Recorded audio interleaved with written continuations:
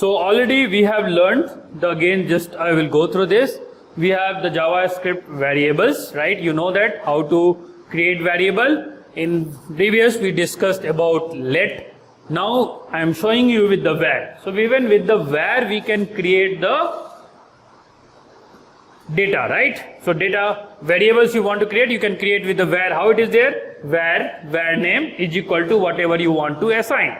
Similarly it is assigned. So variable are declared here with the var keyword, okay, and it is case sensitive. Remember, types are not specified, but JS does have type, that means loosely typed. It's, as I said, right, not required. If it is, you can ignore also, that is not a problem, right? Generally, that's why the modern JS, what we were talking, you can use the variable type as a let, and with let you can create variables, right? Can find out variables type by calling type of. So whenever you want to, you can use type of and you can use it. We have already discussed about even comment line, how you can give the comment.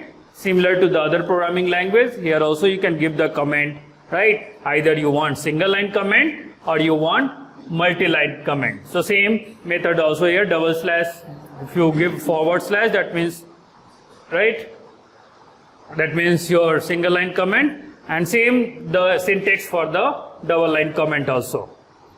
Okay, I have done. If you see about JavaScript data types, we have several different data types here in JavaScript.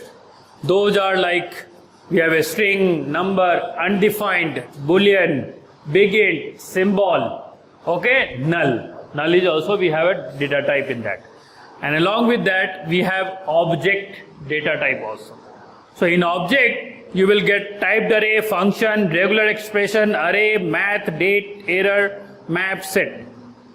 Okay? So these are the data types we have in JavaScript. Then now